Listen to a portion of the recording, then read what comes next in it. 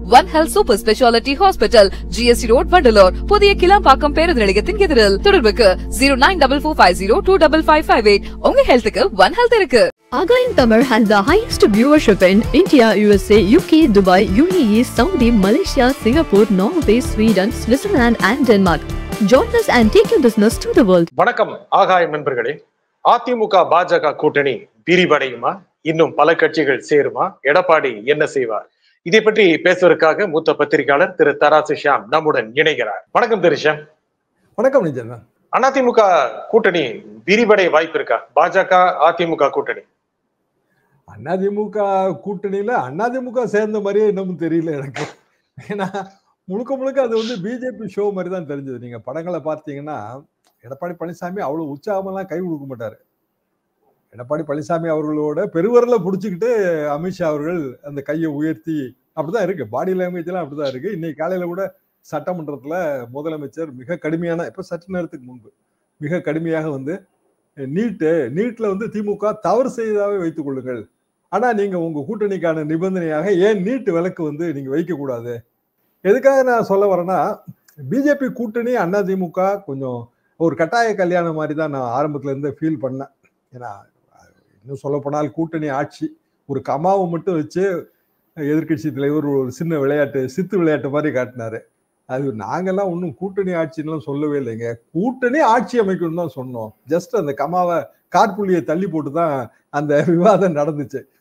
அமித்ஷா தெளிவா சொல்றாரு கோயலிஷன் கவர்மெண்ட்னு. ஆனா அதிமுக அதுக்கு தயாரா இல்லை. அது என்னால புரிந்து கொள்ள முடிகிறது. ஏன்னா அப்படி ஒரு நாளும் ஒத்துக்க மாட்டாங்க. இந்திரா காந்தி அம்மா 1977 எம்ஜிஆர் அவர்களது தமிழ்நாடை பொறுத்த வரைக்கும் அவருக்கு முதல் பொது தேர்தல், லோக்சபா தேர்தலில் கூட்டணி 2 பேரும். அதுக்கு பிறகு மத்தியில இந்திரா காந்தி அவர்கள் தோற்கடிக்கப்பட்டார்கள். மொரே தேசாய் பிரைம் மினிஸ்டர் ஆயிட்டாரு. அதுக்கு பிறகு தான் சட்டமன்ற தேர்தல் வருது. சட்டமன்ற தேர்தலில் இந்திரா காந்தி அம்மா கூட்டணி அரசு, எம்ஜிஆரை கொஞ்சம் வலியுறுத்தினா கூட்டணி அமைச்சிடலாம், கூட்டணி அரசு அமைச்சிடலாம்னு அவங்களுக்கு ஒரு நப்பாசம் இருந்துச்சு. ஆனா எம்ஜிஆர் அதுக்கு ஒத்துக்கிடலை. அப்புறம் 80 உதாரணம் எல்லாருக்கும் தெரியும். 117க்கு 117 போட்டி போட்டு இதே பிரச்சனை தாங்க. என்ன கூட்டணின்னா யார் யாருக்கு மந்திரி பதவியில இருந்து தொடங்கி நாங்க தான் முதலமைச்சர் அப்படின்னு வந்து சொல்ல ஆரம்பிச்சோம். எம்பி சுப்பிரமணியம் அப்போ காங்கிரஸ் கட்சியோட தலைவர். அதுக்கு பிறகு இந்திரா காந்தி அம்மா பஞ்சாயத்து பண்ணி கலைஞர் தான் முதல்வர்னு சொல்லி கூட்டணி தேரல. என்ன காரணம்னா இயல்பான குழப்பங்கள் வந்துடும். அதுல இப்போ 35 மந்திரி தாங்க போட முடியும். அப்போ 15%, 234க்கு 15%. அப்படின்னா ஒரு கூட்டணி அரசுன்னு நீங்க அமைச்சீங்கன்னா கூட்டணி கட்சிகளோட சீட்டு விகிதாச்சாரத்துக்கு ஏற்றவாறு மந்திரி பதவியை நீங்க ஷேர் பண்ணணும். எந்த அரசியல்வாதி மந்திரி பதவியை ஷேர் பண்ண தயாரா இருக்காங்க? இப்ப வட்ட செயலாளர் வந்து நோட்டீஸ் அடிச்சாலோ போஸ்ட்ல அவன் பேரை பெருசா போட்டாலோ அவ்வளவுதான், அதோடய வந்து பூசல் வெடிச்சிடும். யாருமே எப்போதுமே இதுக்கு தயார் கிடையாதுங்க. அப்படி இருக்கும்போது அதிமுகவும் தயார் கிடையாது. அது கரெக்டான ஸ்டாண்டு. அப்போ கூட்டணி எந்த இடத்துல இடிக்குது? இந்த கிளாரிபிகேஷன்ல இடிச்சிருது. ஒரு வருஷம் இருக்கு இன்னும். அதுக்குள்ள கூட்டணி அனௌன்ஸ் பண்ற இது ரொம்ப புதுமையாகவும் எனக்கு தெரிஞ்சது. கூட்டணி நான் இது வரைக்கும் இப்படி பார்த்ததே கிடையாது. அப்போ அதிமுக பிஜேபி கூட்டணி ஆரம்பத்துல இருந்தே அது வந்து சில பல பிரச்சனைகளோட தான் ஓடுது. எப்படி எதிர்காலத்துல எப்படி எடுத்துக்க போறாங்க அது எனக்கு இன்னும் தெரியல. பாமக உடைய பேச்சு முக்கியமாக அதிமுக பாஜக கூட்டணி உறுதி. பாமக ஆட்சியில பங்கு, அதிகாரத்தில் பங்கு தானே அவங்களோட கோஷமும். பாமக பங்கு பெறுகிற ஆட்சி அமைப்போன்னு எத்தனை வாட்டி டாக்டர் சொல்லிட்டாரு, அன்புமணி எத்தனை வாட்டி சொல்லிட்டாரு. எல்லா கூட்டணியுமே இந்த ஒரு இடத்துல இடிக்குதோன்னு எனக்கு ஒரு சந்தேகம் இருக்கு. திமுக உட்பட சொல்றேன். ஏன்னா திமுகலயே வந்து விசிக வந்து அப்பப்ப பேசுறதெல்லாம் பார்த்தா ரொம்ப அபஸ்வரம் தெரியும். நேத்திக்கு கூட அவரு எங்களுக்கு ஒன்றும் இதுதான் ஆப்ஷன்லாம் சொல்ல முடியாது, எங்களுக்கு பல கதவுகள் திறந்திருக்கின்றனங்கிற மாதிரி திரும்ப சொல்றாரு. அவரும் இதே கோஷம்தான். ஆட்சிக்கு வருவதற்கு யாருக்கு வந்து உடனடி வாய்ப்பு இல்லையோ அவங்க வந்து ஆட்சியில பங்கு தருவதற்கு தயாராக இருக்கிறார்கள். இதுதான் உண்மையான. யாருக்கு உடனடி வாய்ப்பு இல்லை. விஜய் சொல்றீங்க நீங்க. கண்டிப்பா. ஆனா பாமக என்ன செய்யும்? அதிமுக பாமக வேணுமா? திமுக பாமக வேண்டாம் என்று சொல்வது உண்மையா?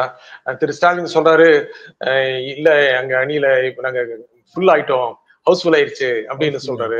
ஆனா பாமகவை மையமாக வைத்து அதிமுக திமுக ஒரு அரசியல் நடத்துகிறது. ஆனா பாமகவை இந்த அரசியலுக்கு உட்பட்டு செயல்பட்டு கொண்டிருக்கிறார். பாமகக்குள்ள நடக்கிற அரசியலே வந்து அவங்களால தீர்த்து வைக்க முடியலையா? டாக்டருக்கும் அன்புமணி அவர்களுக்கும் இடையில நடக்கிற சண்டை அது வரலாறு காணாத சண்டைங்க. எதுக்காக நான் சொல்ல வரேன்னா, டாக்டர் சொன்னா அது வேத வாக்குங்க. அந்த பர்டிகுலர் கம்யூனிட்டிக்கு வன்னியர்களுக்கு மருத்துவர் ஐயா ராமதாஸ் சொன்னா வேத வாக்கு. ஆனா மருத்துவர் அன்புமணி சொன்னா அது விவாத பொருள் தான். 2 கடையில பெரிய டிஃபரன்ஸ் இருக்கு. அதான் சதவீதம் குறையலாம். முன்னாடி 100க்கு 100% ஆதரிச்சாங்க அப்படின்னா இன்னைக்கு அது குறைஞ்சிருக்கும். ஆனா இன்னைக்கும் அந்த பர்டிகுலர் கம்யூனிட்டியோட ஐகான் டாக்டர் தான். இந்த சின்ன டாக்டர் அவர் ஐகான்லாம் கிடையாது. சின்ன டாக்டர் ஒரு அரசியல் தலைவர், அவ்வளவுதான். அது நம்ம பெரிய டாக்டரா போட்டு கொடுத்த ஒரு பதவி, எப்பனாலும் தூக்கலாங்கிறதா உண்மையான நிலவரம். ஆனா சிக்கல் என்ன அப்படின்னா, பெரிய டாக்டருக்கு ரொம்ப வயசாயிருச்சு. அவரால் பழைய மாதிரி அறுவை சிகிச்சைகள்லாம் மேற்கொள்ள முடியாது. மருத்துவமனை சின்ன டாக்டர் மேற்பார்வையில வந்துருச்சு. ஆனாலும் பழைய பேஷண்ட்கள் எல்லாரும் இல்ல எங்களுக்கு பெரியவர் தாங்க வேணும்ன்றாங்க. இது ஒரு பெருஞ்சிக்கல். இதை தாண்டி தான் அவங்க வரணும். இதை தாண்டி வரணும்னா திமுக கூட்டணிக்கு வருவதற்கு வாய்ப்பு இல்லை. ஏன்னா மீண்டும் பாமக ஆட்சியில் பங்கு கேட்கும் அப்படிங்கிற ஒரு வாதம் இருக்கு. அப்ப ஏற்கனவே விசிகாவே சமாளிக்க முடியல, அவங்க ஆட்சியில பங்கு கேட்கறதுக்கே நம்மளால ஒண்ணும் செய்ய முடியல. இப்ப இவங்களை எங்க சேர்க்க போறாங்க? சோ அதனாலதான் அவர் கேட்டகரிக்கலா சொல்றாரு முதலமைச்சர். 1 வருஷம் இருக்கு இன்னமும். இப்பவுமே எங்க கூட்டணி கதவு மூடிருச்சுன்னு எந்த அரசியல் தலைவரும் சொல்ல மாட்டாங்கல்ல. வருஷம் 1 இருக்கு. இப்பவே நாங்க எல்லா கதையும் மூடிட்டோம்னு யார் சொல்லுவா? ஆனாலும் சொல்றாரு முதலமைச்சர் மு க ஸ்டாலின், திமுகவின் தலைவர். ஏன் அப்படின்னா, ஆட்சியில பங்குன்னு பாமக விரும்புச்சு. பாமக இதோட கொஞ்சம் வலிமையான கட்சி, அவங்களுக்கே நாங்க நோன்னு சொல்லிட்டோம், நீங்களாம் அதை பத்தி கனவு கூட காணாதீங்கன்னு மறைமுகமா சொல்லியாச்சு. அவ்வளவுதான். அதிமுகவுக்கு வழி இல்லை. ஏன்னா அவங்க என்ன சொல்றாங்க, 20% இருக்குங்க உங்க ஓட்டு, அவ்வளவுதான். எங்க ஓட்டு 11% இருக்கு, ஆக மொத்தம் 31%. அப்படின்னா 11%க்கு தகுந்த மாதிரி நீங்க தரணும்ல. அண்ணாமலை என்னங்க சொல்றாரு, ஒரு 84 சீட்டு கொடுங்கன்றாரு. அது என்ன கணக்குன்னு எனக்கு தெரியல. அது என்ன 84 சீட்டு, 70 கொடுங்க 80 கொடுங்கன்னு கேட்பாங்க. கரெக்டா 84ன்னு கேட்கிறாரு. இப்போ 84னா மிச்சத்தை வச்சுட்டு அதிமுக என்ன செய்யும்? பாமகவுக்கு அங்க எங்க இடம் இருக்கு? இப்படி இதுல குட்டையை குழப்பறதுல அதிமுகவும் குட்டையை குழப்பம், பிஜேபியோட ஓல்டு லீடர்ஷிப்பும் குட்டையை குழப்பம். இது ஒரு பெரும் சிக்கல். 1 வருஷத்துக்கு முன்னாடி எல்லாம் நீங்க சில முடிவுகளை அரசியல் எடுத்தீங்கன்னா ஆளாளுக்கு ஒண்ணு சொல்லி விதண்டாவாதம் பண்ணிட்டு இருப்பாங்க. ஆனா அதிமுக ஒரு ஒரு தெளிவுக்கு வந்துட்டாங்கல்ல. பாஜக கூட்டணி, அதுல இருந்து மாற்றம் கிடையாது. கூட இருக்கிறவ ஓபிஎஸ் டிடிவிக்கு எதிராகவும் கொஞ்சம் மென்மையா போற மாதிரி இருக்கு எடப்பாடி பழனிசாமி. ஓபிஎஸ்க்காகவும் இறங்கி வந்துடுற மாதிரி தெரியுது. ஆகையால தேசிய ஜனநாயக கூட்டணி ஓவர் த டைம், ஏன் 1 வருஷம் முன்னால கூட்டணி போட்டாங்க அப்படின்னா, ஓவர் த டைம் கொஞ்சம் கொஞ்சமா இலகி எல்லோரும் உறுதிப்படணும் அப்படிங்கிற நோக்கம் தானே. அதுக்கு எடப்பாடி இறங்கி வந்துருவார்ல. அதாவது கட்சியில இருந்து நீக்கியாச்சுங்க. நம்ம கட்சியில இல்லைங்க தலைவரை, அவங்க எல்லாம் நம்ம கட்சியில இல்ல, ஆனா நம்ம கூட்டணியில இருக்காங்க. இது எவ்வளவு காமெடியா இருக்கும் யோசிச்சு பாருங்க. கட்சியை விட்டு நீக்கியாச்சுங்க, சேர்க்கவே மாட்டேன்னு சொல்லியாச்சு. ரைட்டு, அவங்க அதிமுக கிடையாது, ஆனா கரைவெட்டி கட்டிக்கலாம், ஜெயலலிதா படத்தை போட்டுக்கலாம். இதுதான் கொடுக்கப்பட்டிருக்கிற சலுகை இப்போதைக்கு. அது கூட ஓபிஎஸ்க்கு அந்த செலவு கூட இல்லை, ஆனா கூட்டணியில இருப்பாங்க. அப்ப அது எவ்வளவு பெரிய முரண்பாடா இருக்கும்? அது எப்படி சரியா வரும்? 80ல பார்த்த முரண்பாடு தாங்க. அது பெரிய அளவுக்கு டேஞ்சர் கூட்டணி. அது கலைஞரே வெறுத்து போய் முரசொலியில அப்ப என்ன எழுதுவாருன்னா, இது எரியும் தவளையும் ஒன்னா சேர்ந்து கூட்டணி அமைச்ச கதைங்க. ஒண்ணு தண்ணிக்கு இழுத்துச்சு, இன்னொன்னு தரைக்கு இழுத்துச்சு, பொருந்தா கூட்டணி. இதுக்கெல்லாம் காரணம் யாரு? எம்ஜிஆரின் கைக்குருவி எம்பி சுப்பிரமணியம், அதாவது மாநில காங்கிரஸ் கட்சி தலைவரை கைக்குருவி, ஹேண்ட் பேட் அப்படின்ட்டாரு ஒரே வார்த்தையில. இதுதான் முரசொலியில அவரு. அப்ப நான் பத்திரிகையாளருங்க, அப்பதான் வர பத்திரிகை உலகத்தோடு பரிச்சயம். அண்ணால கார்கி அண்ணன் அவரு கடுமையான வார்த்தையெல்லாம் போட்டு விளையாடி எழுதுவாரு. டெய்லி பத்திரிகை ஈவினிங் வரும். இதுல இந்த கைக்குருவி கைக்கருவி வார்த்தைகளை எல்லாம் ரொம்ப பெரிய அளவுக்கு விமர்சனம் பண்ணிருக்கோம். என்னன்னா, கூட்டணி ஆட்சின்னு சொன்னதுனாலதான் திமுக தோத்து போச்சு. இல்லைன்னா ஒரு 2-3 மாசத்துக்கு முன்னாடி ஜெயிச்சிருந்த கட்சி எப்படி தோற்கும்? இதுதான் கலைஞரோட வாதம். ஜஸ்ட் 3 months பேக் பெரிய அளவு 38 தொகுதி ஜெயிச்சாச்சு. பாண்டிச்சேரியும் தமிழ்நாடும் சேர்த்து 38 6 பேருக்குன்னா எவ்வளவு தொகுதி வரணும்? அது கூட வரல. ஏன்னா 140+ அதிமுக சட்டமன்ற தேர்தலில். அப்போ என்ன காரணம்? பொருந்தா கூட்டணி. உள்ளுக்குள்ளேயே குத்து விட்டு நடக்கும். இவன் ஜெயிக்க கூடாதுன்னு அவன் வேலை வைப்பான், அவன் ஜெயிக்க கூடாதுன்னு இவன் வேலை வைப்பான். பெரிய பிரச்சனை. இதான் வைத்த வாதம். சரி, அது மிகவும் சரி. அது இன்றைக்கும் பொருந்தும். அதனாலதான் திராவிட கட்சிகள் ரெண்டுமே ஆட்சியில பங்குங்கிறதுனால அதை ஒத்துக்கவே மாட்டாங்க. எந்த காலகட்டத்திலும் ஒத்துக்கவே மாட்டாங்க. ஈவன் மெஜாரிட்டி குறைஞ்சா மட்டும்தான் பேச்சு. ஆனா பிஜேபி வரலாறு பாருங்க. மாநில அரசியல்ல அது என்ன வரலாறு வச்சிருக்கு? பீகார்ல நிதிஷ்குமார், அவருக்கு மெஜாரிட்டி கிடையாது, ஆனா அவர் முதலமைச்சர். திரைக்கு பின்னால யார் இருப்பா? பிஜேபி அமைச்சர்கள். நிதிஷ்குமார் கொஞ்சம் கொஞ்சமா பலவீனப்பட்டுக்கிட்டே வந்துட்டார். இன்னைய தேதிக்கு அவருக்கு பாவம் மறந்தும் போச்சு, எல்லாமே மறந்து போச்சு. அவருக்கு பிஜேபியோட கூட்டணி வச்சிருக்கோமா இல்லையான்னு கூட மறந்து விட்டார். அதே நேரத்துல ஆந்திரால யாரு முதலமைச்சர்? சந்திரபாபு நாயுடு. மெஜாரிட்டி, கடுமையான மெஜாரிட்டி இருக்கு. ஆனாலும் கம்பல்சரியா துணை முதலமைச்சர் போட்டே ஆகணுங்கிற நிர்பந்தம் பவன் கல்யாணம் கொண்டு வந்தாச்சு. பவன் கல்யாண் அவரு சந்திரபாபு நாயுடுக்கு எதிராகவே வேலை வைப்பாரு. இந்த 2 மாடல் தான் பிஜேபி மாடல். அதாவது மாநில கட்சியை ஏதாவது ஒரு வகையில பலவீனப்படுத்தி அவங்களோட லெவலை வந்து கூட்டிக்கிட்டே போறதுதான். மோகன்ஜி பாகவத் என்னங்க சொல்றாரு? நேற்றுக்கு சொல்றாருங்க, அதாவது ஒரு கிணறு, ஒன் வெல், ஒரே ஒரு கிணறு தாங்க இருக்கணும், ஒரே ஒரு கிரிமிட்டோரியம் தான் இருக்கணும், சுடுகாடு ஒரே ஒரு சுடுகாடு தான் இருக்கணும், ஒரே ஒரு மதம் தான் இருக்கணும்ன்றாரு. இந்த ஒரே ஒரு மதம் எதுன்னா ஹிந்துன்னா இங்க பாத்தீங்கன்னா நம்ம வந்து இந்து தான், ஆனா ஏகப்பட்ட வழிபாடுகள் வச்சிருப்போம். பெருந்தெய்வ வழிபாடெல்லாம் ரொம்ப கம்மி. பல மாநிலங்கள பல்வேறு விதமா. மகாராஷ்டிரால என்ன சொல்றாங்க? எம்என்எஸ், நீ இந்திய எல்லாத்துக்கும் கொண்டு வரையா? நான் இந்தி கிடையாது, எங்களுக்கு மராத்தி தான் முக்கியம், 2 லாங்குவேஜ் ஃபார்முலா தான் ஏற்றுறது. நம்ம என்ன சொன்னோமோ அதை இப்ப அவங்க திருப்பி சொல்றாங்க. கவர்மெண்டே வந்து லாங்குவேஜ் கமிட்டி போடுது. லாங்குவேஜ் கமிட்டி நேற்றுக்கு அறிக்கை கொடுக்குது, மராத்தி தான் இருக்கணும், இந்தி வரவே கூடாதுங்குது. சொந்த கவர்மெண்ட்டுக்கு எதிராக சொந்த கவர்மெண்டோட கமிட்டி அறிக்கை கொடுக்குது. எதுக்காக நான் சொல்ல வரேன்னா, மாநில உணர்வுகள் பெருகிருச்சு. அப்போ மாநில கட்சிகளுக்கு வந்து மத்தியில் இருக்கிற தேசிய கட்சியோட உடன்பாடு வைக்கும்போது பல நிர்பந்தங்கள், சங்கடங்கள் இருக்கு. அந்த சங்கடங்களை தவிர்க்கணும்னா மத்தியில் இருக்கிற தேசிய கட்சி அடக்கி வாசிக்கணும். ஆனா பிஜேபி எப்போதுமே தமிழ்நாட்டில் என்ன சொல்லுதுன்னா, ஏதோ ஒரு காலகட்டத்தில் நாங்கள் ஆட்சிக்கு வருவோம், ஆட்சிக்கு வந்த பிறகு பாருங்க இருமொழி கொள்கையெல்லாம் காணாம போயிடும், ஆட்சிக்கு வந்த பிறகு பாருங்க, இப்படி வரிசையா அவங்க வந்து நம்ம என்ன அரசியலோ அதுக்கு நேர எதிரான ஒரு அரசியல் முன் வைக்கிறாங்க. உரிமை இருக்கு, நான் உரிமை இல்லைன்னு சொல்லல. மக்களாக பார்த்து அந்த அரசியல் விரும்பினாங்கன்னா ஓட்டு போடுவாங்க. ஆனா அதுக்கு எதுக்கு மாநில கட்சி துணை போகணும்? இந்த இடம் வந்து இதுல அடிப்படை சிக்கல், இது சரியா வராது. ஆனா நீங்க சொன்ன மாதிரி கூட்டணி ஆட்சின்னு சொல்ல வேண்டாம். அதிமுக பாஜக இருக்கு, நான் எதிர்காலத்துல பாமகவெல்லாம் ஏற்கனவே இருக்கின்ற தேமுதிகவெல்லாம் கிருஷ்ணசாமி, ஜான் பாண்டி இவங்க எல்லாம் ஒண்ணு சேர்ந்தாலும் ஆட்சிக்கு வந்துடலாம் அப்படிங்கிற நம்பிக்கை எடப்பாடிக்கு இருக்கா? இருக்கலாம். என்னன்னா அரித்மெட்டிக் தான்.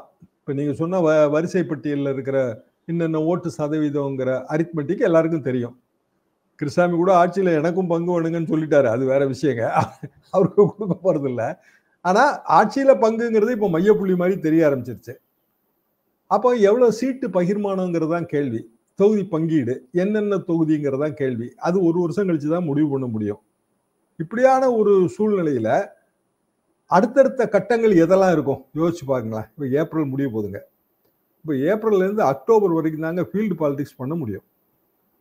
அதாவது ஏப்ரல் முடிஞ்சிருச்சுன்னு வச்சுங்க, மே, ஜூன், ஜூலை, ஆகஸ்ட், செப்டம்பர் 5 மாசம் தான் இருக்கு. அக்டோபர், நவம்பர், டிசம்பர் மழை காலம் வந்துடும். ஃபீல்டு பாலிடிக்ஸ்லாம் பண்ண முடியாது. அதாவது ஆர்ப்பாட்டங்கள், போராட்டங்கள் எல்லாம் பெருசா பண்ண முடியாது. ஜனவரி வந்துருச்சுன்னா ஃபுல்லா தேர்தல் பாலிடிக்ஸ் ஆயிரும்.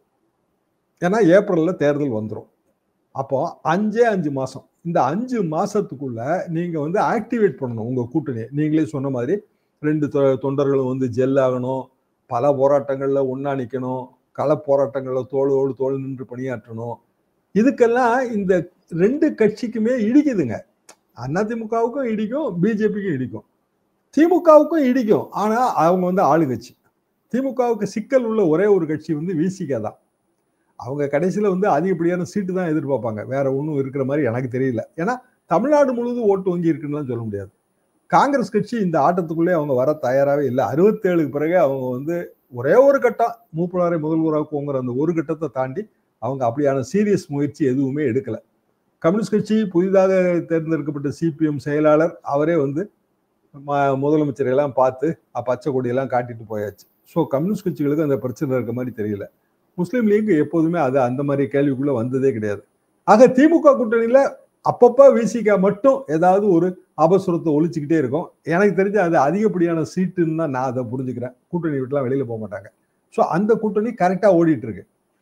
அப்ப எதிர்கூட்டணி அந்த அரித்மெட்டிக்கை கொண்டு வர்ற முயற்சி பண்ணுது. என்ன காரணம்? என்ன காரணம்னா ஆளுங்கட்சிக்கு எதிர்ப்பான ஓட்டு கண்டிப்பா இருக்குங்க. இந்த ஆட்சி பேர்ல பல அதிருப்தி இருக்கு. பல நேரங்கள்ல அவங்க ஹேண்டில் பண்ற விஷயங்கள் எதுவுமே சரி கிடையாது. இப்போ பொன்முடி அவர் பாட்டுக்கு ஒரு இஷ்டத்துக்கு பேசுறாரு, அவரெல்லாம் தூக்கி அடிக்கணுங்க. வேற வழி கிடையாது. ரொம்ப வயசானவங்கள மந்திரி சபையில வச்சுட்டு என்ன பண்ண போறீங்க? அவர் கட்சி பதவி மட்டும் பறிச்சா என்ன ஆகும்? இந்த ஹைகோர்ட் சொல்லுது அவர் பேர்ல வழக்கு போடுன்னு சொல்லுது. இப்படி பல சிக்கல்கள் இனி வரிசையா வரும். இந்த 5 மாசத்துக்குள்ளேயும் வரத்தான் செய்யும். அப்ப அதைத்தான் கேபிட்டலைஸ் பண்ணணும் எதிர்க்கட்சி. அப்போ ஒரு 10% 15% ஆன்டி எஸ்டாப்ளிஷ் ஓட்டுனா, ஆன்டி இன்குமென்சினா அதை வந்து அதிமுக பிஜேபி கூட்டணி உள்ள இழுக்கணும். உள்ள இழுக்கணும்னா அதுக்கு இடைஞ்சலா இருக்கிறது 2 பேரு. ஒன்னு சீமான், அவர் ஒரு காலத்துல இல்ல வரப்போறது இல்லைன்னு திட்டத்திலேயே சொல்லிட்டே வராரு. இன்னொன்னு விஜய். இந்த 2 பேரும் அதைத்தானே போவாங்க. இப்ப எனக்கு பிஜேபியை பிடிக்கலங்க, அவர்ஷன் பிஜேபி பாலிடிக்ஸ். ஆனா திமுகவையும் பிடிக்கல. நான் ஓட்டு போடலான்னு அதிமுகவுக்கு நினைச்சேன். ஆனா பிஜேபி இருக்கிறனால எனக்கு தயக்கம். அதுக்காக திமுகவுக்கும் ஓட்டு போட முடியாது. அப்படின்னா நான் யாருக்கு ஓட்டு போடுவேன்? நான் விஜய்க்கோ சீமானுக்கோ தானே போடுவேன். அப்ப இதுல பெரும்பகுதி அங்க போயிரும்ல. இயல்பாக அதிமுகவுக்கு கிடைக்க வேண்டிய வாக்குகள் திமுக எதிர்ப்பாக எப்போதெல்லாம் அந்த பாலிடிக்ஸ் இருக்கோ அப்போதெல்லாம் அதிமுகவுக்கு கிடைத்து வந்த வாக்குகள் அது மிக இயல்பாக மடைமாற்றம் செய்யப்பட்டு விடும். இதுதான் இதோட உண்மையான சிக்கல்.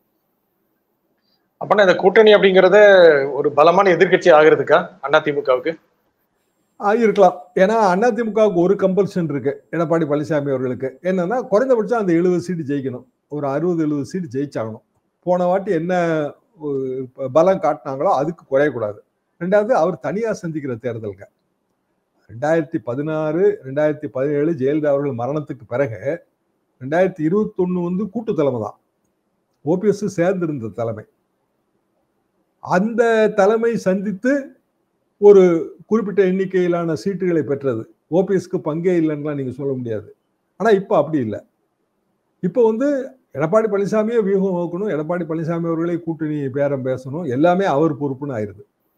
அப்போ அவர் தனியாக சந்திக்கும் போது ஒரு கௌரவமான எண்ணிக்கையில இடங்களை பெற்றால்தான் அவருக்கு அரசியல் எதிர்காலம் இருக்கும்.